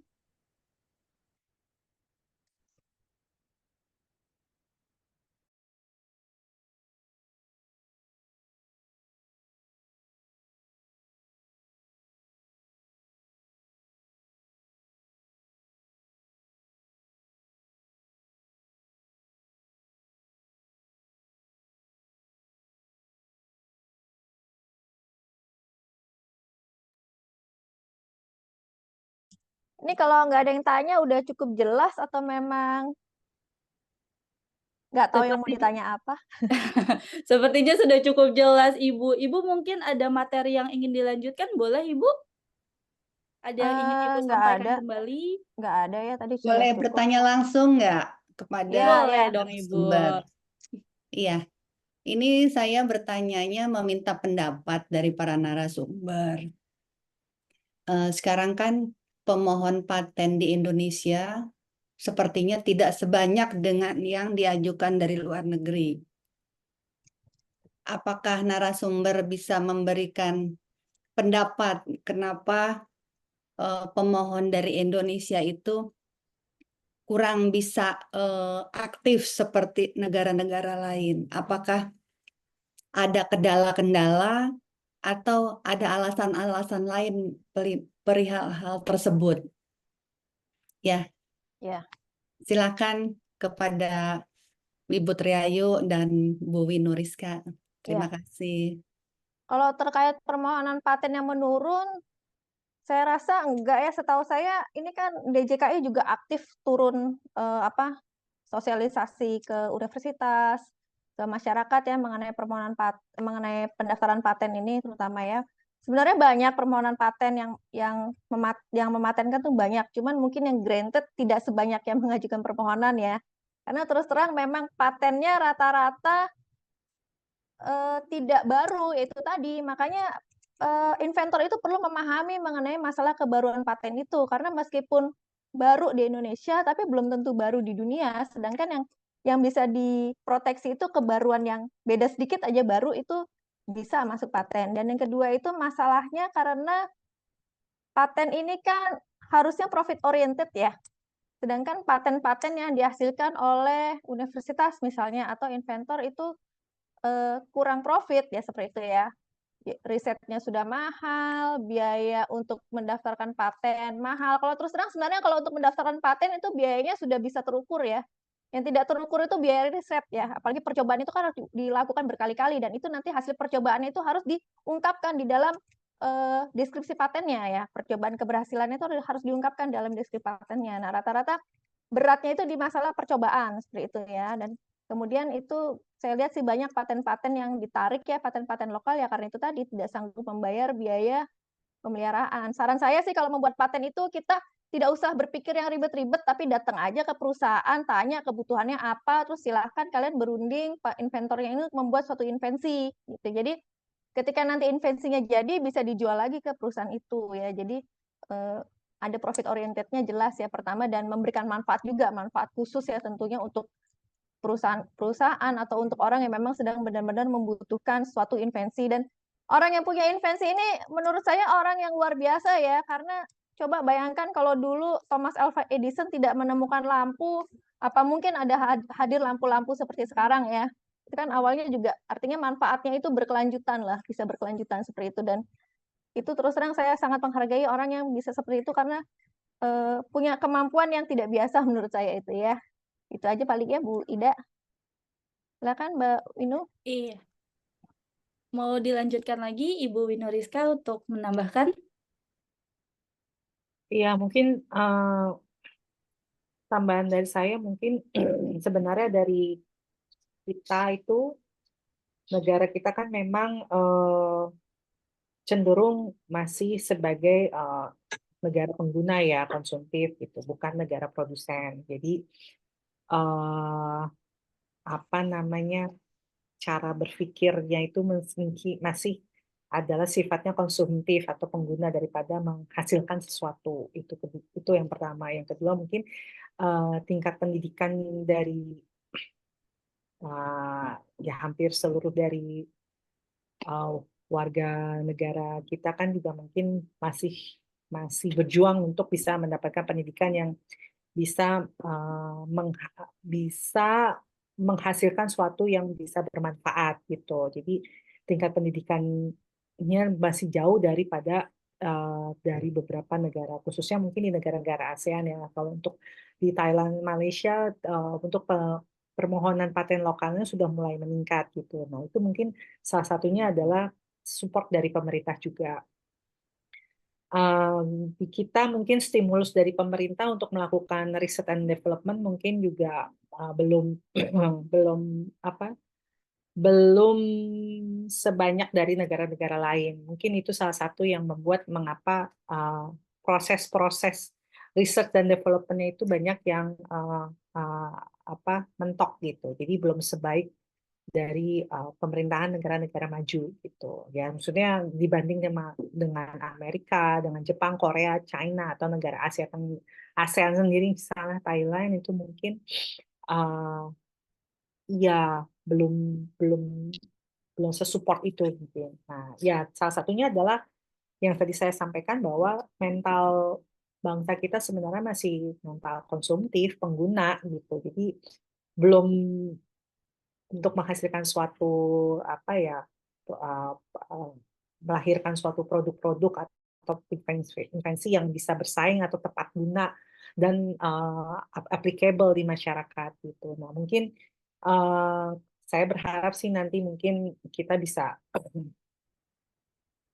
bersaing lah dengan negara-negara lainnya ya, khususnya di negara-negara ASEAN. Kita udah bisa bersaing itu dengan Thailand, Vietnam, ya Singapura atau Malaysia gitu, yang mana mereka sudah punya beberapa invensi-invensi yang sederhana tapi bisa applicable dan malah mereka mencoba mendaftarkannya ke kita, ke Indonesia. Ditambah faktor berikutnya adalah penduduk kita kan banyak ya, 220, ya sekarang mungkin udah lebih dari 220 gitu. Nah, itulah yang membuat kita lebih banyak membeli barang yang sudah jadi atau enggak yang ya itu untuk supaya langsung dipergunakan gitu, dibanding untuk menghasilkan sesuatu yang applicable, yang tepat guna gitu. Jadi ya inovasinya itu mungkin harus sering sering disosialisasikan, digalakan gitu. Ya khususnya di tingkat-tingkat tingkat-tingkat sekolah yang perguruan tinggi ya gitu. Jadi udah mulai harusnya lebih disosialisasikan bahwa inovasi atau invensi itu penting untuk kelangsungan atau ya kemanfaatan negara kita juga gitu. Itu kali ya Mbak Ida ya kalau pendapat dari saya gitu. Ya, terima kasih Mbak Winu dan Mbak Triayu. Ada lagi pertanyaan dari saya. Ini juga pendapat-pendapat ya, mohon penjelasan. Apakah ada keluhan dari para peneliti? Karena kan mekanismenya kan melakukan penelitian, nah nanti mereka ajukan, tapi at the end nggak granted gitu. Kira-kira padahal seperti Mbak Triayu bilang katanya menghabiskan biaya yang lumayan untuk melakukan penelitian. Nah, itu kiat-kiatnya supaya bisa di-granted, jadi supaya calon-calon inventor itu tertarik untuk menemukan sesuatu yang bisa nanti akhirnya diberikan granted oleh DJKI. Itu kira-kira gimana ya Bu Ayu dan Bu Winu? Ya, Asik. kalau terkait masalah grant atau tidak, memang biasanya saya tanya dulu ke inventornya. Ini ibu atau bapak melakukan riset, kemudian ingin dipaten, targetnya sampai apa? Target tahapannya, apakah sampai hanya dipublikasi atau mau sampai grant? Saya tanya begitu. Jadi terus terang aja udah dari awal. Jadi kalau mereka bilang saya mau grant, wah berat ini, saya bilang begitu. Karena terus terang untuk grant ini yaitu tadi prosesnya adalah panjang ya. Pertama ya panjang itu karena harus melihat kebaruannya, dan terus terang saya meskipun konsultan kadang saya tuh juga nggak mengerti ini kebaruannya di mana sebenarnya. Jadi yang bisa tahu kebaruan paten itu memang benar hanya inventornya. Oleh karena itu lebih baik saya mengajarkan mereka cara melakukan riset penelusuran kebaruan daripada saya yang melakukan kebaruan sendiri gitu. Itu yang pertama ya. Jadi itu memang yang tadi saya share di materi itu saya share juga ke klien saya yang mau paten. Jadi memang saya ajarkan ini cara cara menelusuri kebaruannya seperti ini loh, dan biasanya nanti saya akan membuat semacam tabel. Tabel yang sebelah kiri itu isinya invensi-invensi yang sudah ada, kemudian tabel yang sebelah kanan itu isinya penemuan dari si calon inventor itu. Jadi kira-kira Bapak invensinya apa nih yang baru? Ini kan ini sudah jelas nih yang invensi yang ada, yang udah ada seperti ini, yang baru apa? Jadi tinggal ditulis. Karena sebenarnya terus terang konsultan itu kerjanya memang mensubmit, mendrafting, memonitor aja gitu ya. Jadi untuk meriset-riset masalah kebaruan invensi ya kita sulit ya, apalagi background konsultan kan nggak semua sama seperti itu tadi ya. Kemudian yang kedua ini juga penting ketika kita patennya itu masuk ya, masuk ke pemeriksaan itu harus dimonitor. Kenapa harus dimonitor? Karena supaya jangan sampai salah pemeriksa gitu ya. Ini di Dirjen Haki itu banyak pemeriksa paten ya, ada berapa 100 ya, ada banyak ya. Dan mereka punya bidang masing-masing. Oleh karena itu dari awal sudah jelas ini arahnya mau ke masalah elektronik, mau masalah ke kimia, mau masalah ke farmasi atau apa. Jadi kita biar dapat itu nanti pemeriksaannya yang ke situ, yang memang bidangnya itu. Jadi supaya nanti bisa grant, nggak salah orang gitu istilahnya ya. Kira-kira seperti itu aja sih tips-tipsnya untuk bisa mendapatkan patennya agar bisa grant gitu ya. Ada tambahan Mbak Winu? Oke, tambahan dari saya adalah kata kuncinya adalah penelusuran paten. Jadi sebelum pengajuan permohonan paten, kita cek dulu apakah invensinya itu memang sudah pernah ada diajukan apa belum, atau sudah pernah dipergunakan apa belum. Gitu. Jadi kita memake sure dulu apa namanya patentabilitasnya itu melalui penelusuran, yaitu salah satunya adalah mengenai kebaruannya. Nah, itu syarat pertamanya kan harus kita penuhi dulu gitu. Nah, itu kata kuncinya. Jadi kalau main masukin permohonan paten tanpa ditelusuri, dicek terlebih dahulu, ya otomatis patennya nggak dapet gitu, nggak grant gitu. Jadi uh, jadi para peneliti, inventor, nah sebelum sebelum mengklaim bahwa ini patennya adalah baru, orang lain belum punya segala macam, ini yang baru di Indonesia segala macam. Nah, coba menurut mereka baru, tapi kan kita belum telusuri melalui platform-platform yang tadi Mbak Ayu udah kasih share, ada Patenscope, Espasenet, PDKI, jurnal-jurnal. Nah, disitulah kata kuncinya apa dari invensi yang akan diajukan, itu yang akan kita masukkan ke dalam fitur platform itu. Nah, dari kata kuncinya itu nanti akan muncul berapa banyak paten yang menggunakan fitur itu yang pernah diajukan. Itu sih seperti itu, Mbak Ida. Terima kasih atas penjelasannya ya dari Mbak Winu dan Mbak Triayu. Insya Allah sangat bermanfaat buat saya dan saya berharap seluruh peserta juga mendapatkan ilmu dari penjelasan para narasumber. Terima kasih. Baik, Ibu. Terima kasih Ibu Winoriska dan Ibu Ida dan Ibu Ayu. Bu Suci ada resen, boleh langsung saja dibantu oleh para panitia. Ini Bu Dokter Suci juga udah konsultan paten. konsultan paten. Konsultan haki. Belum saya. Lagi di jalan. Oh, lama gitu. Tadi saya Iya, mau ya. bertanya pendapat kedua Ibu narasumber mengenai penemu terdahulu yang diatur dalam Undang-Undang Paten. Oke, Saja pertanyaan saya. penemu terdahulu. Ya. Ini maksudnya penemunya gimana? Prior art-nya, dari prior Iya. art-nya. Ya. Bagaimana pendapat? Untuk masalah prior art itu, pertama memang harus disebutkan nanti dalam deskripsi patennya ya.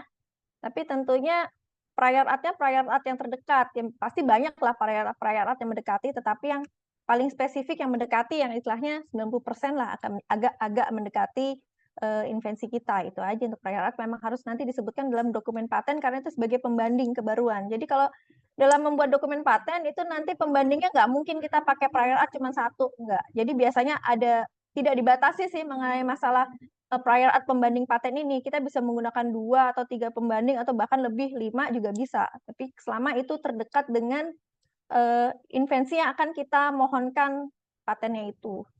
Itu aja paling kalau saya. Kenapa nggak dengar?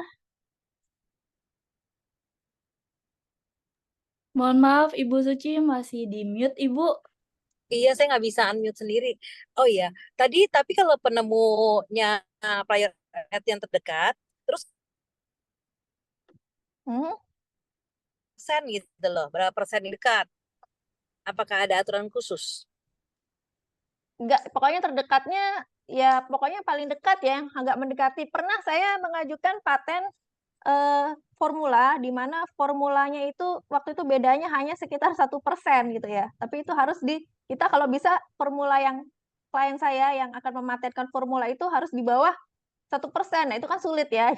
Jadi ya seperti itu, nggak ada ketentuan khusus harus berapa dekat. Tapi yang penting ya mendekati lah, hanya bisa begitu sih di dalam prakteknya biasanya. Tidak ada definisi khususnya, mendekati itu ukurannya apa gitu berapa. Kalau misalnya kayak lagu kan kita berapa ketuk aja sudah mendekati, itu sudah sama gitu dibilangnya gitu kan. Iya. Tapi kalau paten ini kan sifatnya lebih ke penelitian yang logis dan ilmiah ya. Fitur-fiturnya mendekati berapa. Kalau misalnya ada 10 fitur, ya paling tidak kita mendekati 9 ya bisa ya. Kebaruannya pokoknya harus beda sedikit aja ya. Itu bisa dianggap baru ya kalau di paten. Persentasenya beda 1%, tadi saya katakan itu tuh bisa 1%. Jadi kuncinya di kata-kata yang kita deskripsikan di dalam ini dong, pas kita mau pendaftaran paten. Kuncinya Iya, di kata-kata betul. itu dong. Jadi harus Kata-kata ya, kata-kata yang ada didukung dengan pembuktian. Ya, kalau untuk pembuktian misalnya kalau dalam paten formula itu kan ada pembuktian laboratorium ya, uji proksimat, uji ilmiah itu harus ada dilampirkan di dalam dokumen patennya. Ini loh, yang dulu sekian persen, yang sekarang sekian seperti itu. Jadi ada bukti fisik istilahnya seperti itu ya, bukti fisik, bukti laboratorium dan segala macam seperti itu. Mungkin Mbak Wino ada pengalaman lain? Terima kasih. Iya, Kalau ya penemu terdahulu tuh maksudnya ini invensi yang pernah di-disclose sebelumnya kan? Jadi dalam penyusunan deskripsi patent kan ada namanya latar belakang invensi. Nah, di dalam latar belakang invensi itu kita wajib mencantumkan atau mengungkapkan invensi-invensi yang telah ditemukan ya, yang telah ditemukan dan diajukan terdaftar gitu.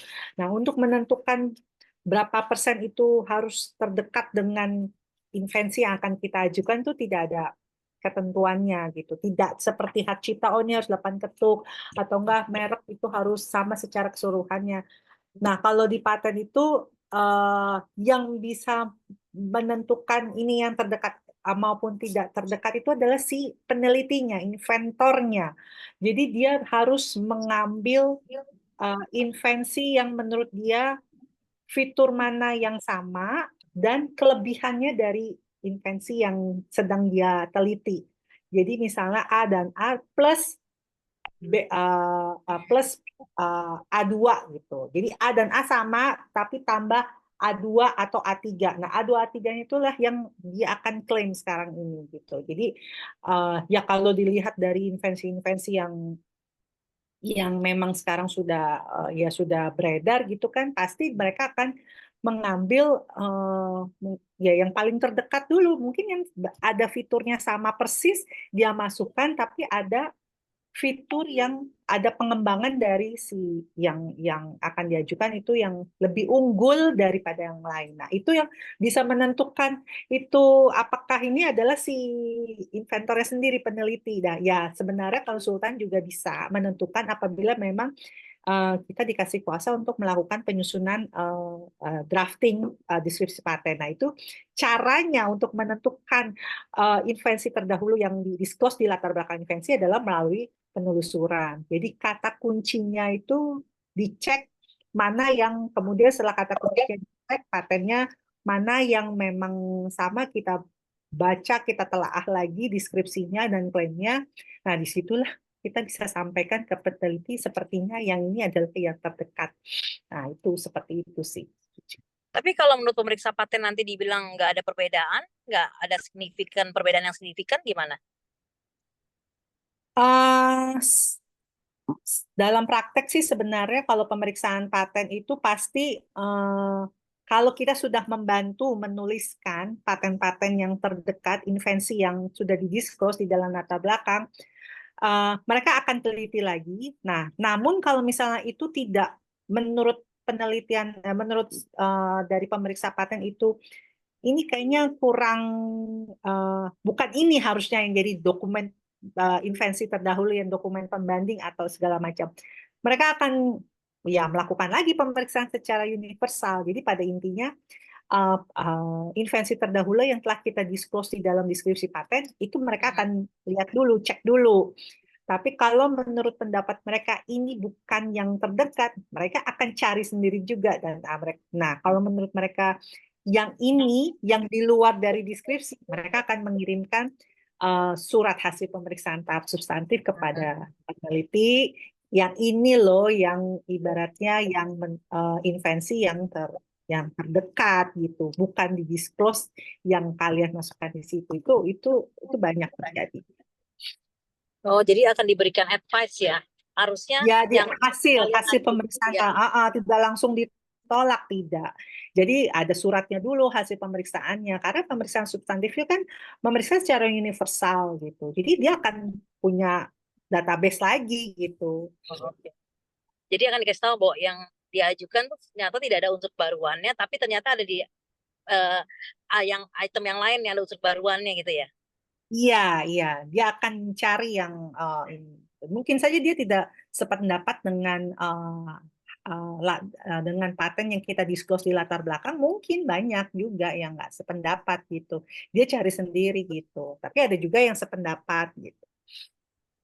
Itu sih. Oke, baik, terima kasih Bu Winu. Sama-sama. Baik, terima kasih Ibu Suci Lestari atas pertanyaannya. Mohon izin Ibu, mungkin ini ada yang resan lagi, Ibu Nadia. Boleh tolong panitia untuk di-unmute? Thank you.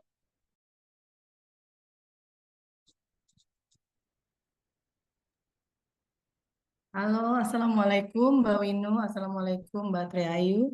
Ya, Waalaikumsalam Mbak Nadia. Ya, ini saya sedikit ada pertanyaan. Ini sebenarnya lebih ke meminta komen ya, minta pendapat mengenai ini yang saya tahu. Saya suka baca beberapa referensi dari luar negeri. Di luar negeri itu ada banyak sekali worthless patent atau useless patent. Jadi paten-paten yang sebenarnya influence-nya nggak berguna. Namun tetap di granted, bahkan pemohonnya itu dari big companies. Itu menurut pendapat Mbak Triayu dan Mbak Winu gimana?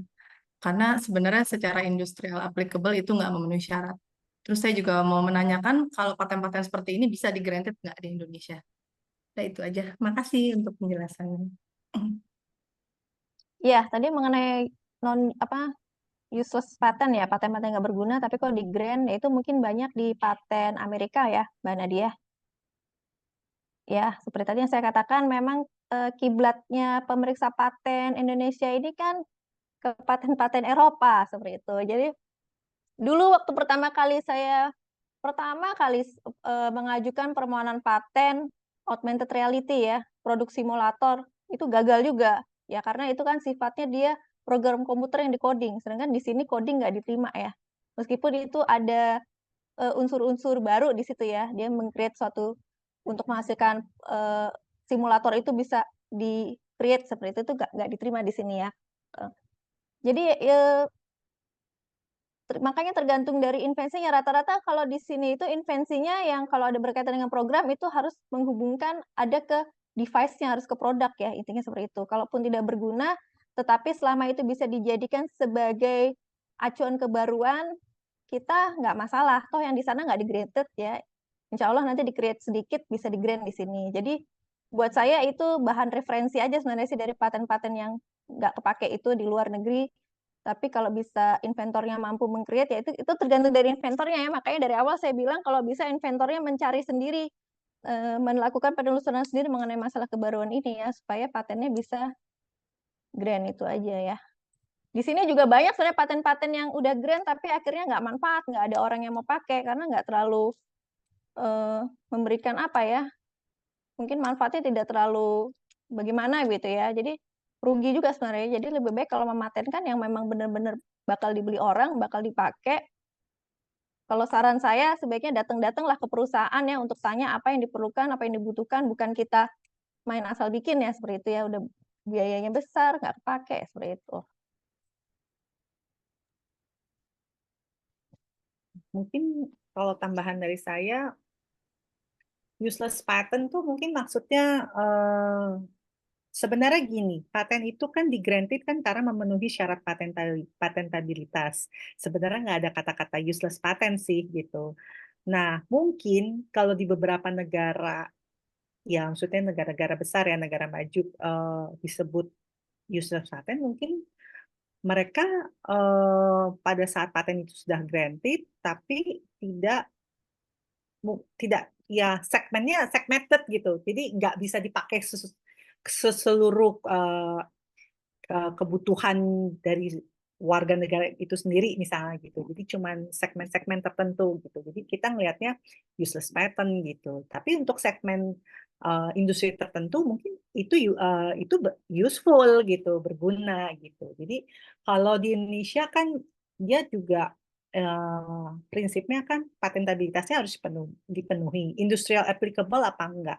Nah, kalau misalnya yang saya dengar nih kan banyak invensi-invensi dari perguruan tinggi atau dari itu banyak yang nggak bisa diaplikasikan secara massal gitu di Indonesia. Itu mungkin kurang mungkin kurang komersialisasi dengan inventor dengan pihak ketiga gitu. Jadi memang paten itu kan ya saya sih tahu ya DJKI telah melakukan sosialisasi untuk mendaftarkan paten secara masif. Tapi once paten itu granted, kita harus pikirkan bagaimana paten itu bisa dikomersialisasikan gitu, bisa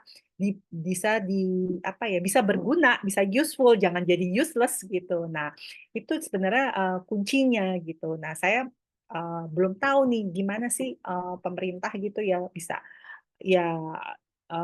merangkul gitu beberapa inventor-inventor mungkin dari perguruan tinggi khususnya ya, karena kalau di luar negeri sendiri kan beberapa perguruan tinggi university yang swasta maupun yang negeri di beberapa negara itu kan memang dia sudah bekerja sama dengan pihak pemerintah untuk membuat R&D yang memang pemerintah akan pergunakan ya, khususnya kayak kemarin zaman pandemi gitu kan banyak university di UK atau kan di US membuat R&D tentang pengembangan obat-obat COVID baik vaksin maupun oral. Nah, yang mana itu dirangkul oleh pemerintah. Nah, yang kemarin itu juga kan di kita juga kan inventor dari UNER juga dirangkul oleh pemerintah gitu. Nah, harusnya hal-hal yang seperti itu bisa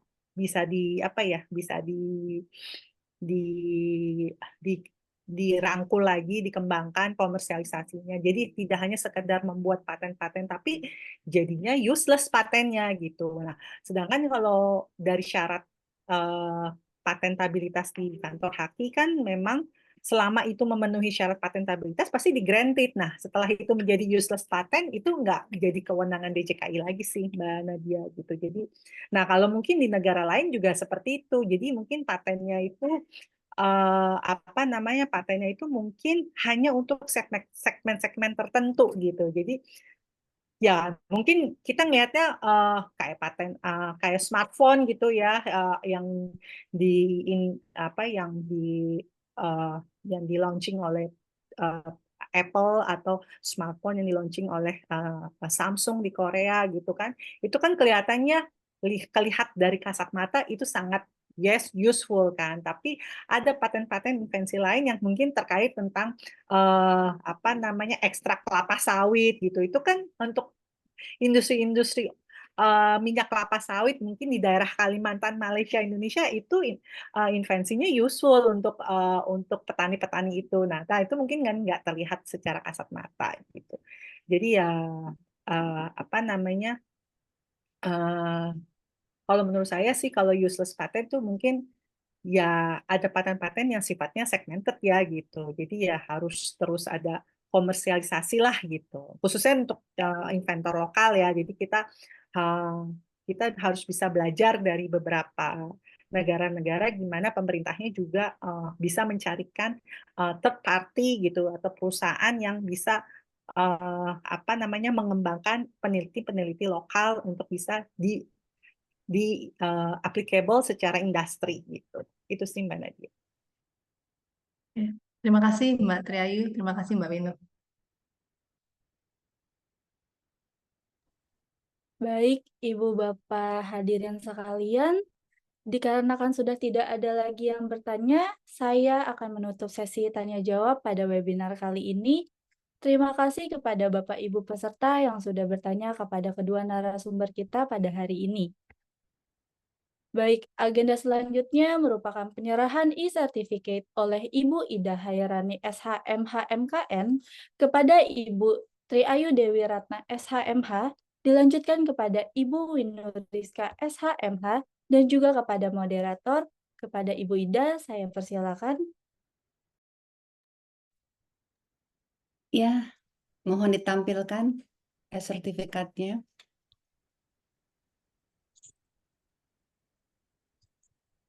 Saya mewakili PSHKI dan HIKAT menyerahkan sertifikat penghargaan kepada Ibu Triayu Ratna Dewi SHMH sebagai konsultan kekayaan intelektual yang terdaftar di DJKI, juga alumni dari Fakultas Hukum angkatan 1999.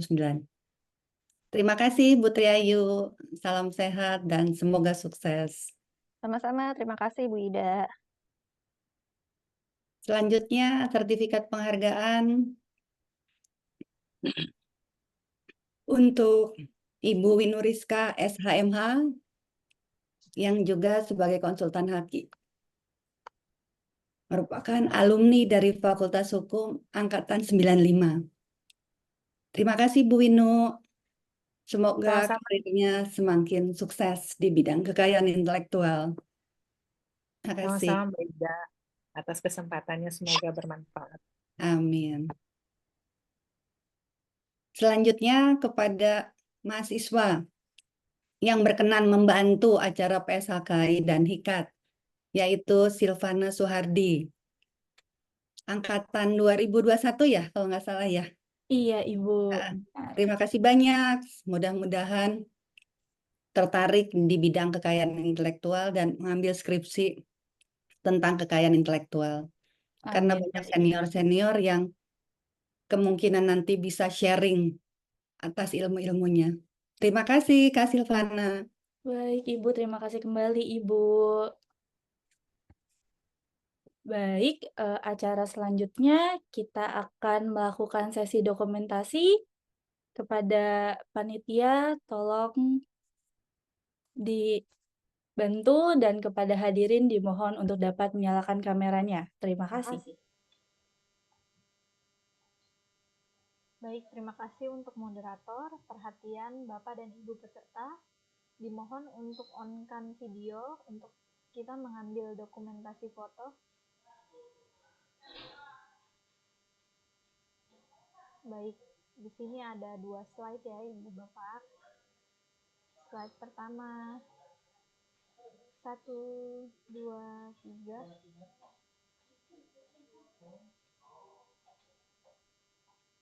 Baik, slide kedua, 1, 2, 3.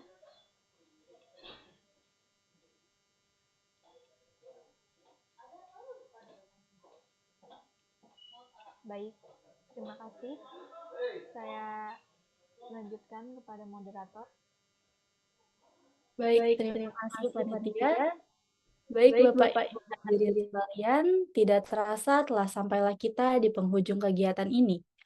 Kembali saya mengucapkan terima kasih kepada narasumber yang telah meluangkan waktu untuk berbagi ilmu pada kegiatan webinar series hari ini, dan tidak lupa juga saya haturkan terima kasih kepada Bapak Ibu yang telah mengikuti rangkaian kegiatan pada hari ini.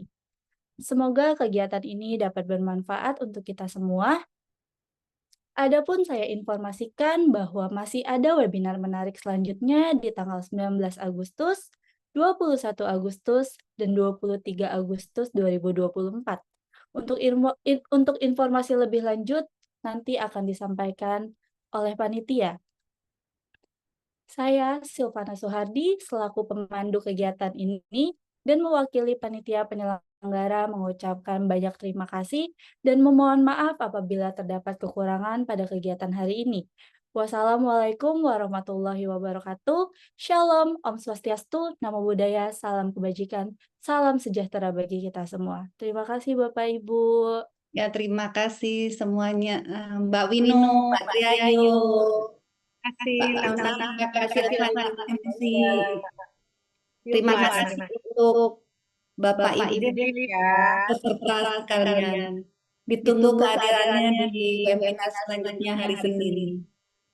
Terima kasih. Wassalamualaikum warahmatullahi wabarakatuh. Mbak Nadia.